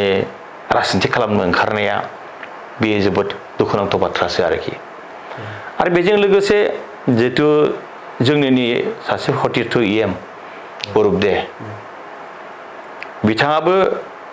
दिनैनि दिनावहाय बिथांनि नाम लादों बेबो खोब दुखुनांथाव बाथ्रा आरो बिथाङाथ' दिनैनि दिनावहाय इउपिपिएल सरकारखौ बेर्थ सरकार होननोसो बुंनो नागिरदों इनडाइरेक्टलि बुंनो नागिरदों बे जोबोद लासिंसिं बाथ्रा मानोना बे सरकारनिनो बे मैखोम सासे एक्जिकिउटिभ मेम्बार मोनसे मोजां डिपार्टमेन्ट लानानै खामानि मावगासिनो दं आरो बे मानसियानो जे एथबां माने मोजां खामानिखौ नुसेयावबो ससमा गोसोम गाननानै नुवाखै बायदि बाथ्रा बुंनो नागिरनाया बियो बिदि राजनितिकआव मोनसे फाननायनि बा फानलायनायनि मोनसे सक्कर बायदिसो आं नुनो मोनो आरोखि गतिके दिनैनि दिनावहाय माने अरुपदे बिथाङा बेबायदि बुंनायखौ जोङो सैज्य खालामनो हायाखै जों बिथांखौ धिक्कार होदों बेबायदि बुंनायनिफ्राय बिथाङा गोजान थानांगौ जिहेतु दिनैहाय जोंनि सरकारा बायाखै जोंनि सरकारा रानिं दङ बे जोङो सरकार रानिं थानाय समाव मोनसे समाव जोङो एसे गोरोन्थि बेबायदिनो फिसा गोरोन्थि जा रेवरेवा नार्जारि बिथाङा सरकारखौनो एसे आलादा रोखोमै राव बुंनायनि थाखाय बिथांखौ निफ्राय बोख्लायनाय जादोंमोन आरो दिनैबो सरकारजों थानाय सासे माने मैखोम एक्जिकिउटिभ मेम्बारा दिनैनि सरकारखौनो जुदि दुसियोब्ला बेखौनो गनायजाथाव जायाखै आं एसे आन्दाज खालामनो हादों आरोखि गतिके दिनैनि दिनावहाय अरुपदेनि जितु मावनाय बे गनायजाथाव जायाखै आरोखि नोंथांमोननि जिहेतु सरकारानो दङ बै समाव जिहेतु रेवरेवा नार्जारिखौ एक्सन लानाय जादोंमोन अरुप कुमार देखौ मानो थाखाय एक्सन लानो हाया बेनि सोमोन्दै जोंहा जिथु हाइकमान्ड दं हाइकमान्डआ अलरेडि रायलायगासिनो दं आरो बेखौ लानानै हयथ' आं मिथिनायाव आसामनि चिफ मिनिस्टारजोंबो एसे सावरायजाबाय होननानै आं मिथिनो हादों खिन्थु एक्सना मा जागोन आं दा बुंथ'नो हानाय नङा आरोखि जिहेतु बिथां अरुप कुमार देआनो मोनसे जों बिथिङाव नुनो मोन्दोंमोन जे बिथाङा बुंदों जे नोंथांमोनाबो बांलादेशी आंबो बांलादेशी सासे मावफुं सोद्रोमाया बांलादेशी गावखौ रुजुनायनि आन्दोआव मा दं बेथ' गोबां लासिंसिं बियो बेनि जोंनि एक्जिकिउटिभ मेम्बाराबो माबोरै बांलादेशी जानो हायो आरो बिनि आन्दोआव बिहा जोंनि सायाव मोनसे गाज्रि मोननाय दङ नामा बिनि आन्दोआव बे बांलादेशखौ समर्थन खालामनानै दङ नामा बे बुस्थुखौसो एसे फिल खालामनो हायो आरोखि जों दा जोंनि रायजोआव जोंनि भटजों बेयो जोंनि नागरिकनि भटजों बे सासे एक्जिकिउटिभ मेम्बार जाबाय देट मिन्स जों बिटिसिनि मन्थ्रि जाबाय बिटिसिनि मन्थ्रि जानाय सत्तेयावबो जों बिटिसि ओनसोलनि रायजो राजानि मोनसे मोजां खोथा बुङाब्ला सोरबा बांलादेशनि रेफारेन्स लानानै खोथा खामानि मावोब्ला बे बुस्थुखौ बोरैहाय गनायजाथाव जायो इनकुवारि खालामनायनि गोनांथि दं नामा दङ इनकुवारि खालामनायनि गोनांथि दङ नों बोरैहाय माने नोंबो बांलादेशी आंबो बांलादेशीमोन होननानै बुंनो हाखो गतिके नों मोनसे समाव बांलादेशीमोन नामा बिनि सायावसो सन्देह थायो आरो जोंहा बिटिसि बिसायख'थिखौनो एसे मिन्थिनो थाखाय नाजाबावगोन जिहेतु बिराद मोनसे गुबुन राजखान्थि हान्जाफोरा जिहेतु बिजेपिआबो मैखोमै बाहागो लागोनखौ रोखायै बाथ्राखौ बुंखाबाय बेनि अनगायैबो गौरब गगैया मोनसे खौरां मेलनि गेजेरजों बिथाङाबो बुंथिदों बिटिसि बिसायख'थियाव जेरैखि जाया जोंबो बाहागो लागोन होननानै बिथांमोनाबो जानजि खाफ्रादों दा बे बिथिङाव नोंथांमोननि जे इउपिपिएल राजखान्थि हान्जानि जे फैबाय थानाय जे बिसायख'थि बे बिसायख'थियाव माबायदि जुजिनाया सोरजों बांसिन जागोन जोंना जुजिनाय जायोब्ला जोङो आसलते बिजेपिआबो दिनैनि दिनावहाय सेकेन्ड पजिशनाव फैगोन जों फार्स्टआव फैगोन खिन्थु हाग्रामा महिलारि बिथाङाबो माखासे देरहाबोगोन बेबो स्पस्ट माखासे आरोखि आं जिर' होननानै बुङा माखासे देरहाबोगोन बिसोरमोनाबो खिन्थु कंग्रेसआ खोब फैयोब्ला सासे बा सानै फैनो हागौ आरोखि बिटिसिआव खारन बिटिसिआव बिटिसि ओनसोलनि रायजो राजाफ्रा दिनैसिम माने नेसनेल पार्टिखौ बांद्राय एक्सेप्ट खालामनानै मावनो आवगायबोआखै जों बेखौ नुदों खिन्थु बिजेपिआ बोरैबा एसे जायगा लाबाय बेखौ एसे आन्दाज खालामनो हायो बिसोरबो सेकेन्ड पजिशनाव फैगोन थार्डआव बिपिएफ फैगोन आरो बाखिया नामलायाबाबो जागोन आरोखि जिहेतु बिजेपि राजखान्थि हान्जा बे बिजेपि राजखान्थि हान्जाखौ बबेबा नङा बबेबा मोनसे बिथिङाव इउपिपिएलनिफ्राय गोबां मोनसे जायगा बा खाबु होनायनि थाखायनो बे समाव बिजेपिआ बांसिन हाबनायनि मोनसे लामा जादों होननानै सानो नामा एजे नोंथाङा इउपिपिएलनि सासे दैदेनगिरि हिसाबै जोङो गोबांबार बेबायदिनो खावलायदोंमोन इनडाइरेक्टलि खावलायदोंमोन डाइरेक्टजोंबो खावलायदोंमोन जे जोंनि जिहेतु BPF आरो UPPL रायजो राजाफ्रा बुंबाय थादोंमोन दे BPF आरो UPPL ज' जानानै सरकारखौ दादो ज' जानानै खामानि मावदो होननानै बेखौ एकदमबारे ग्रासरुट लेभेलनिफ्राय गोजौ लेभेलसिम बयबो खावलायदोंमोन बयबो बरायदोंमोन बेबायदि जादो होननानै मोनसे बाथ्राया जाहैबाय जोंहा जिहेतु बिटिआर सुक्ति बिटिआर सुक्तिखौ जिहेतु बिजेपि सरकारनि दिनाव खालामनाय जाबाय आरो बे बिजेपि सरकारा इमप्लिमेन्ट खालामनायावबो बिथांमोननि गोबां बिहोमा दं दा बेनिखायनो दिनैनि दिनावहाय जोङो माखासे जिहेतु जोंनि सुक्तिफ्राबो माखासे जाबाय आरो माखासे जाबावनांगौ दं बेखौ फुरा मोगथाङाव महर होजोबनो थाखाय जोंनि एसे समनि प्रयोजन जागोन आरो बेयाव जोङो आंनि मोन्थोरा बेखौसो बुंदों दे सोरखौबा मेगन गोजा देखायालासिनो बेखौ जुदि जों फाफ्लियाव हमलायनानै खामानि मावोब्ला जों साबसिनै आदाय खालामनो हागोन बेखौ नुहुरनानै जोंनि दोलोआबो बिजेपिखौ बरायनानै बिसोरजों आखाइ हमलायनानै सरकार दानानै आरो जोंनि बिटिआर सुक्तिखौ कमप्लिट मावफुंनायनि मोनसे सिमां दङ आरोखि बेखौ जोङो दिनै बुंनो हायो आरो बेनि गेजेरजोंनो बिथांमोना हाबनायनि चान्सखौ लादों येस नोंथांनिफ्राय आरोबाव मिन्थिगोन जिहेतु नोंथाङा जिखिनि मख'बाय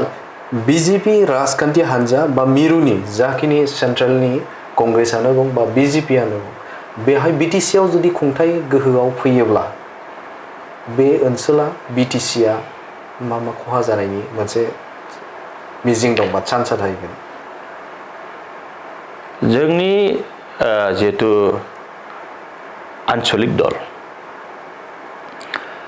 आन्चलिक दलाव जोङो गासिबो फिसानिफ्राय गिदिर जिहेतु हारिसाफोर दं बै हारिसाफोरनि जितु कालचार जितु राव बिसोरखौ फुरा जोङो सनमान होनानै खामानि मावनो लुबैयो आरो मोजां जायगा होनानै बिथांमोनखौ खामानि मावनो जों लुबैयो बेनिखायनो 26टा जनगोष्ठीनि थाखाय जों जितु भिजन आरो मिशन डकुमेन्ट जितु लादों बेथ' जोबोद बाख्नायथाव जादों हयथ' जों जिबायदि सनमान होनानै खामानि मावदों हयथ' बेयाव जुदि बिजेपि सरकार फैयोब्ला जोंनि बबेबा कालचारा गोमालांगोन नामा बबेबा हारिसाफ्रा गोमालांगोन नामा मोनसे जोंहा गिनाय दङ आरोखि बेनिखायनो दिनैनि दिनावहाय बिटिसि बा जिजे रायजोफ्रा एकदमबारे 100% बिजेपिखौ वेलकाम खालामाखै बे बुस्थुआ दिनै नुजादों आरोखि बेनिखायनो जोंबो लुबैयाखै भारतआव बिजेपि सरकार खालामबाय था आसामाव बिजेपि सरकार खालामबाय था जों बेयाव समर्थन होगोन खिन्थु जोङो बिटिसिखौ जों फटखौ जों माब्लाबाबो कमप्रमाइज खालामा बे खोथाया स्पस्ट आरोखि ओरैनो जेंना हिसाबाव माबायदि जागोन माबायदि सोमजिनो हागौ रायजो राजाफोरनि थागिबि रायजो राजाफोरनि माबायदि जुदि सोरखाराव फैयोब्ला बिथांमोना पावाराव फैयोब्ला बेखौ पावारखौ फैगोन होननानैथ' बुंनोनो हाखाया खारन फैनो बै सुबिदाखौ मोनखाया आरो बै लेभेलसिम जुदि जाफिनोब्ला बेबायदि हारिसाफोरखौ नासयनाय किसुमान रावफोरखौ नासयनाय बे रोखोमै जुदि जाफिनोब्ला हयथ' सिगांनि समाव जिबायदि दाङाबाजि परिस्थिति जादोंमोन आन्दलन जादोंमोन सोमावसारनाय जादोंमोन हयथ' बेबायदि परिबेगा फैफिननो हागौ मोनसे गिनाय दं आरोखि बेनिखायनो दिनैहाय जोंहा बिटिआरनि चिफ मानगोनां प्रमद बर' बिथाङा जिहेतु गुबुन जाथिफोरखौनो बजबनानै जितु मोनसे सियार होदों मोनसे आसन जिरायनो होदों बे मोनसे बाख्नायथाव जादों आरो बिनि थाखायनो दिनैहाय गुबुन हारिफ्रा दिनै माने बाफ्रावाखै खिन्थु बाफ्रावदों इपिपिएलआवनो हाबनांसिगोन होननानैसो बाफ्रावदों आरोखि बेखौ होखारनायनि थाखाय बाफ्रावाखै बेखौ जों नुनो मोनदों आरो जायनि थाखाय दिनैहाय हेरा हरियानि जिथु JSP नायबा अनाबर बे बुस्थुआ जोंनि गेजेराव जोबस्रांलांदों आरोखि मिन्थिनो थाखाय नाजागोन जिहेतु गोबां सुबुंफोरनावनो खायसे दैदेनगिरिफोरनाव जे जेरै बिदिन्थि हिसाबाव जों हमबाय गुबुन गुबुन बिथिङाव सोरबा सासे सुबुंखौ बा राजखान्थियारि बिथिं नोंथाङा दा राजखान्थि दैदेनगिरिफोरखौ बा दैदेनगिरिखौ नायनानै मोनसे थुलुंगा मोनो दा नोंथांनि थुलुंगाया सोर होननानै नोंथाङा बुंगोन दा बे समाव नोंथाङा सोरखौ थुलुंगा सानो राजखान्थिनि माब्लाबा जोंबो राजनिथि खालाम एखमबा जोंनावबो आंगायनाय फैयो अबेबा समाव मेंनाय फैयो आरो बै एखमबा बानाय आरो मेंनाय बेखौ जुदि जोङो होखारोब्ला आंनि डिसिसन दे होखारोब्ला आं मोनसेल' लामा नुयो दिनैनि दिनावहाय जोंहा इउपिपि दोलोनि आफादगिरि आरो सरकारनि जोंहा चिफ बिथां प्रमद बर' बिथांनि खाथियाव थांनानै बिथांनि जिथु सुबुरुन बिथांनि जिथु फोरोंनाय बिथांनि जिथु स्पिच बेखौ खोनाहैब्लानो दसे थाहैब्लानो बै जे मोनसे खुद्रोनाय मोनसे मेंनाय बै परिबेकखौ कमप्लिट बावजोबफिनो आरोखि आरो मोजां मोनसे गोदान बोलो लानानै जों खामानि मावनायनि पजिसनखौ जों मोनफिनो आरोखि बेनिखायनो दिनैनि दिनावहाय गोसोआव मोनसे आंगायनाय फैब्लानो जोङो फट खरि शिबखौ लोगो हमहैयो आरोखि आरो जेखे मुहुर्तआव आं बेखौ मोजां मोनदों जोंनि शिबखौ नोङो हरनि 12टा 1टा 2टा 3टा बिनि बागै जेखे टाइमाव नों फन खालामा जों फनाव बिथांजों रायलायनो हायो दुखु सुखु गासिबो खोथाखौ जों शेयार खालामनो हायो माब्लाबा मोनसे खारनाव जुदि बिथाङा हमनो हायाखैब्लाबो लोगो बिथांनाव कल बेक खालामनायनि जिथु माने आखु बे बुस्थुआ दंथारो आरोखि आरो गासिबोखौ सनमान होनानै मोजां बुजायनाय ओमफ्राय मोजां सुबुरुन होनाया बिथांनाव बे बुस्थुआ दङ आरो बिथांनिखौ मोखांखौ नायनानै बिथांनि खामानिखौ नायनानै बिथांनि स्पिरिटखौ नायनानैनो जोङो फुरा सोलायफिनजोबनो गोनां जायो आरोखि थुलुंगा मोनफिनजोबो आरोखि आरो बे थुलुंगाखौ लानानै जोङो दिनै आवगायलांगासिनो आरो आवगायलांबाय थागोन आरोखि नोंथांनिफ्राय मिन्थिगोन जिहेतु प्रमद बर'आ आथिखालाव गोबां मिशन आरो भिजनखौ लानानै बिथाङा खामानि मावबाय दं नोंथांनि मोन्दांथियाव बिटिआरखौ बिथाङा माबे लामाजों लांनो बायदि नाजादों मेइनलि बिथाङा मोनसे खोथाखौ बार बुंबाय थायो दिनै भारत स्वाधीन जानाया 78 इयार्स जाबाय 78 इयारावबो बे 78 बोसोरावबो गोबां खामानि मावबोबाय गोबां लामा मावबोबाय दिनैसिमबो लामानि समस्या जोबाखै लामाखौ दिनै मावालासिनो बा साननैसो उनाव मावनानैब्लाबो जों समाधान खालामनो हागोन बा बे बोसोराव मावनो हायासै बोसोराव जों मावनानै समाधान खालामनो हागोन बिथाङा बे खोथाखौ बुंबाय थायो खिन्थु मोनसे बुस्थुखौ बारंबार बिथाङा बुंबाय थायो बे बुस्थुखौ खुनु कमप्रमाइज खालामनाङा बे जाबाय सुबुं सम्पद दानाय हिउमेन रिसर्स जिथु दानाय बे जोङो जेरैखि जाबाबो बिटिसिखौ जेसे मोनसे गोख्रों जुदि जोङो काउन्सिल जुदि दानोब्ला काउन्सिल हिसाबै स्वीकृति होनोब्ला जोङो शिक्षायाव मानब सम्पदाव जोङो गोसो होनांगोन आरो बेखौ गोसो होनो हाब्लासो जोङो मोनसे आलादा मोनसे सृष्टि खालामनो हागोन आलादा मोनसे पजिसन लाबोनो हागोन होननानै बिथाङा बार बुंबाय थादों बेखायनो जोंनि गासैबो इएमफोरखौबो आरो जोंनि दलीय कर्मकर्ता बिथांमोनखौबो बार खावलायबाय थादोंमोन जे जोङो मानब सम्पद माने दानायाव हिउमेन रिसर्स दानायाव जोङो माब्लाबाबो कमप्रमाइज खालामनाङा जों शिक्षाखौ मोजां खालामनांगोन आरो बे शिक्षानिफ्रायनो जोङो मोनसे मोजां फिथाइ मोननो हागोन होननानै बिथाङा बार बुंबाय थादों आरो बिनि थाखायनो जोंनि जिहेथु रांबावजा बिटिसिनि जिथु रांबावजा बे रांबावजायाव जों हदाय इडुकेसन साइडआव जों बांसिन फैसा एसे दोनबोबाय थानायखौ जों नुनो मोनदों आरोखि आरो बिनि थाखायनो सारा जोंनि जिथु इडुकेसननि जि सिस्टेम बे बुस्थुखौ एसेब्लाबो सोलायनो हाबाय आरोखि साबसिननिफ्राय हाबसिन खालामनो हाबाय नोंथांनि बियाबनि सोमोन्दै सावरायगोन जिहेतु बियाबाव गुबुन गुबुन बियाबाव जौगाथायनि बिथिंखौ लानानै जिहेतु खामानि मावबाय थादों नोंथांनि बियाबाव ओरैनो मा खामानिया दा जाफुंनो हागौ आरो आद्रा थानाय मा खामानि दं मा लानानै बे समाव मावफुंनाया जोङो जोंनि बिटिसि एअपिजों गोबां लामा मावबाय आरो बेजों लोगोसे जों गुडिल मावबाय गोबांनो आरो बेजों लोगोसे गुबुन गुबुन कनस्टिटिउन्सियाव जिहेतु हेन्डलुम मिशननि न' दं बेनि बागै आंनि समस्थियाव एसे आं बे डिपार्टमेन्टनि इएम हिसाबै आंनि डिपार्टमेन्ट हिसाबै आं एसेब्लाबो मोनसे मोननैब्लाबो आंनि बाङाव बांसिन हेन्डलुम क्लास्टारखौ लानो हाबाय आरोखि बे जादों बेनिफ्राय साबसिन आंनि मोनसे एचिभमेन्टआ जाहैबाय जिहेतु बे मानास सेरफां समस्थिया जोंनि नेसनेल पार्कजों नांजाबनाय मोनसे समस्ति एकदमबारे हाग्रा सेरनि मोनसे समस्ति गोबां माने जौगानाय गैयामोन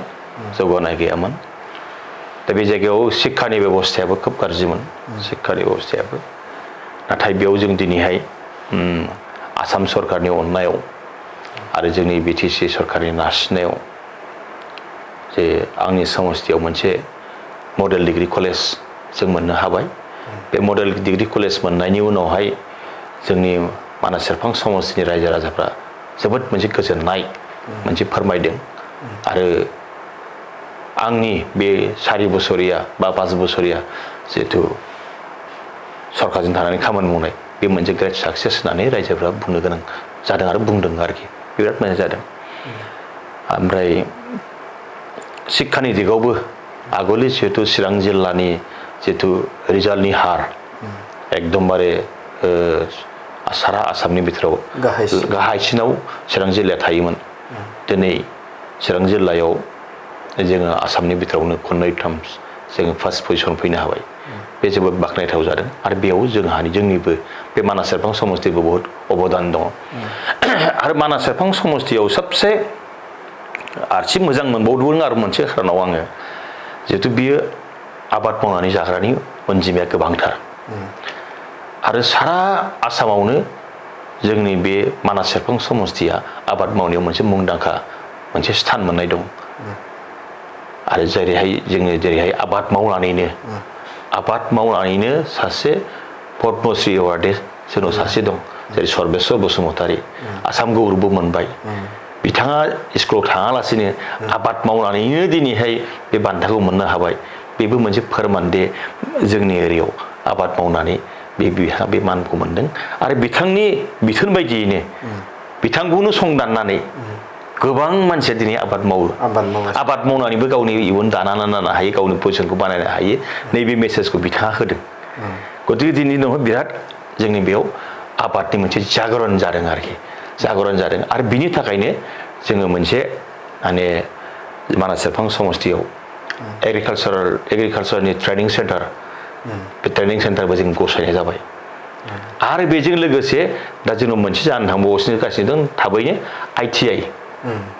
आइटिआइनि ट्रेनिं होनायनि जिथु बेबस्था बे आइटिआइखौ जोंनि मानास सेरफां समस्थियाव थाबैनो बेखेवसिगोन बे जोबोद आंनि थाखाय माने दुगाथाव आरोखि मोनसे खामानिखौ आङो मावजोबनो हायाखै बे सैथो खोथा टेकनिकेलि एसे प्रब्लेम जादों आं बेखौ स्वीकार खालामगोन जिहेतु मैदेर आरो मानसिनि जे दाङाबाजि हाग्रानि मैदेरा जेरै गामियाव फैनानै जेरै खथि खालामफैनाय आबादखौ नस्थ' खालामनाय न' बां सिफायनाय मानसिनि जिउ खहा खालामनाय बे बुस्थुआ दिनैसिमबो खम खालामनो हायाखै बे सोलिगासिनो दं जोंनाव मोनसे जाहा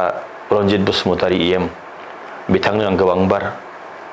बे मैदेर प्रटेक्सन बा सलार फेन्सिंखौ होनांगौ होननानै बुंबाय थादोंमोन थ' बे बिथाङा जोंनो एबार होदों माखासे मावबायमोनबो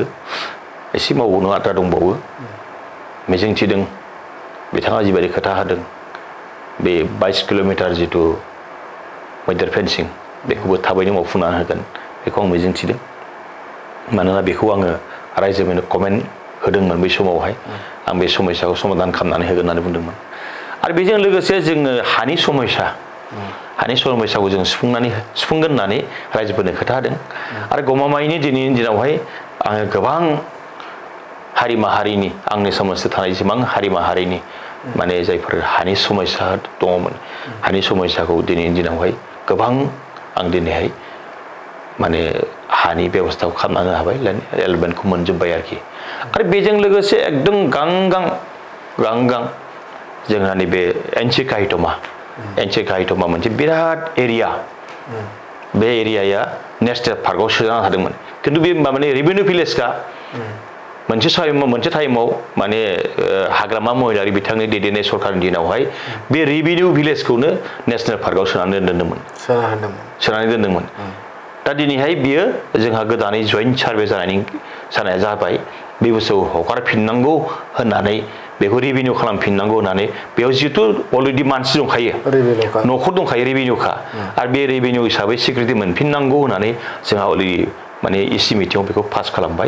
खालामनानै अलरेडि जोंहा जइन्ट सार्भेबो जाबाय जों दा बावैनो बे हाखौ बिथांमोननो हगारफिनसिगोन आरोखि बे मोजां डिसिसन जादों दा नोंथांनि जिखिनि बियाबाव स्पेशली ओरैनो बिटिआर सरकारनि जिखिनि खामानि मावनाय बे खामानि मावनायजों लोगोसेनो आरोबाव मा ओरैनो बिथांखि लाबावदों नोंथाङा बियाबाव मावनो थाखाय बे समखोन्दोआव दिनैनि दिनावथ' समानो गैलिया जोंना लास्ट सफर जाफैबाय जाहाथे दुइ तिन मासल'खासै 2-3 मासाव गोदान मोनसे मिजिं गैया जिहेथु आगोलावनो थांखि लाखानाय माखासे मावनो गोनां बाथ्रा दङ बेखौ जोङो मावफुंलांथारगोन जेरैखि जाबाबो बिनि सिगाङाव माखासे मोननैसो ब्रिजनि खोथा होनाय दङमोन ब्रिजखौबो आं इमिडियेटलि खामानिखौ आराम्भ खालामना होखाबाय आरो माखासे लामा आं खोथा होखादोंमोन बे समावनो आं बे खामानिखौबो अलरेडि एप्रुभ जाबाय बे खामानिखौबो अलरेडि स्टार्ट जाबाय आरोखि गतिके गोदानै माने लाफिननो हानाय जोंनाव पजिसन गैथ'वा दा गोदान जितु जोंनो 25-26 फाइनान्सियेल इयारनि जितु बे अलरेडि फोसावजाखाबाय बेखौ जों मावगासिनो दं आरोखि बेसेबां साखाफारा नोंथाङा बियाबखौ लानानै फैगौ बिसाय कुटिनि थाखाय आंथ' जोङो बुंनो थांनांगोन मानास सेरफां समस्तियाव जिहेतु पुरानि इउपिपिएल माने आगोलनि जितु इउपिपिएल खालामबाय थानाय जन्म लग्ननिफ्रायनो बिथांमोना इउपिपिएल खालामबाय थानाय बिथांमोनखौ आं धन्यबाद होनांगोन थेंक्स होनांगोन एसेबां खस्थ'नि गेजेरजोंबो एसेबां दुखु खैफोदनि गेजेरावबो बिथांमोना इउपिपिएल फोथांनानै दोनदों खिन्थु बै समाव WLP VCDR माबा माबादोंमोन खिन्थु साक्सेस जाफुंनो हायाखैमोन मानास सेरफां समस्तियाव ओमफ्राय थांनाय BTC इलेक्सनाव जिहेतु बेयाव आरोबाव इउपिपिएल हिसाबै जेननो गोनां जादों मानास सेरफां समस्तियाव जेनदों आं BPF हिसाबैसो आं देरहाबोदों दा गोदान आरो पुरानि जायफोर पुरानि इउपिपिएल बिसोरथ' एकदम मौजुदखाथार बिसोर इफाल जायाखै पुरानि इउपिपिएलफ्रा दाबो सोलाय सोल' खालामाखै एकदमबो हमथाबथारनानै दं इउपिपिएलनि जान्दाखौ बिथांमोना आरोबाव जोङो BPFनि माखासे जोंनि टीम गोबांथार टीम बे नङा हाजारजों खोथा बे टीमाव अलरेडि इउपिपिएलआव हाबबाय गतिके बै इउपिपिएलनि स्ट्रेंथ आरो बे BPFनि माखासे मानसि हाबदेरहैबाय बेनि स्ट्रेंथआ आरो बारायसिनबावबाय साबसिननिफ्राय हामसिन जाबाय आरोखि दिनैनि दिनाव खिन्थु BPF हिसाबै गोबां दुरबल जाबाय आगुनि एक्स MCLA सुभाष बसुमतारी बिथाङा BPFनि मोनसे समाव जिल्लानि आफादगिरिमोनबो मैखोम दैदेनगिरि बे ओनसोलाव बिथाङाबो माखासे मानसि BPFखौ गारनानै दिनैनि दिनावहाय BJPआव हाबबाय बे दिगाव नायोब्ला दिनैनि दिनावहाय मानास सेरफां समस्तियाव BPFनि पजिसना गाज्रि आरोखि आरो बै समावहाय जितु थांनाय BTC इलेक्सनाव बेनि माबाया जाहैबाय प्रथम पजिसनाव दंमोन BPF सेकेन्ड पजिसनाव दंमोन इउपिपिएल थार्ड पजिसनाव दंमोन BJP खिन्थु डिफारेन्सआ बारा गैलायामोन आरोखि BPFजों इउपिपिएलजों डिफारेन्सआ बारा गैलायामोन एसे डिफारेन्सआवसो देरहाखादों आरोखि गतिके BPFनिफ्राय एसेल' खम मोननानै जेनदों एसे खमावनो जेनदों इउपिपिएलआ बे हिसाबै BPFनि भटआ गोबां प्लास जाहैबाय जिहेतु बेनि रेसिअ'आनो जौगाबाय आरोखि गोजौआव फैखाबाय इउपिपिएलनिया गतिके इउपिपिएलआ गिनांगौ आं सानाखै दिनैनि दिनावहाय जोङो जिखिनि मुहुर्तआव दिनै गाबोन समनिया जेखि मुहूर्तआव इलेक्शन जायोब्लाबो जों इलेक्शनखौ गेलेनो रेडिखा जों हदाय प्रिपेरेसनाव फैबाय थाखादों जेब्लासिम जोङो इउपिपिएलआव हाबदों अब्लानिफ्रायनो जों इउपिपिएलखौ मजबुत खालामनायनि प्लेनिंखौ जों बै समनिफ्रायनो खालामबोखादों बे दिनै खालामनाय बुस्थु नङा एबार इलेक्शन फैबाय जों गोरा जानांगौ बे नङा जों आगोलनिफ्रायनो गोराखा गतिके बेयाव जों कमप्रमाइज गैया रायजो राजाया जे मानास सेरफां समस्तियाव इउपिपिएलनि बिजाथि जायखिजाया हरायाखिखौ हरा एबिएसनि जायखि बिजाथि हरा हाइकमान्डआ बेखौनो देरहागोन होननानै दिनै मानास सेरफां समस्तिनि रायजो राजाफ्रा जानजि खाफ्राबाय आरोखि नंगौ बिथाङा जादोंमोन जे इउपिपिएल राजखान्थि हान्जानि सासे गोख्रों दैदेनगिरि आरो आथिखालनि बिटिआरनि सासे मावफुं सोद्रोमा बिथांनिफ्राय गोबां बाथ्राखौनो मोनथिनो मोनबाय जे आथिखालनि जे राजखान्थियारि थासारि बे थासारिनि सोमोन्दै बिथांनिफ्राय गोबां बाथ्राखौनो मोनथिबाय बिटिआरनि खुंगिरि बिथां प्रमद बर' बे प्रमद बर'नि गोबां बाथ्राखौनो बिथांनिफ्राय मोनथिबाय बिथांनि जे बिफान हेन्डलुम एन्ड टेक्सटाइलनि जे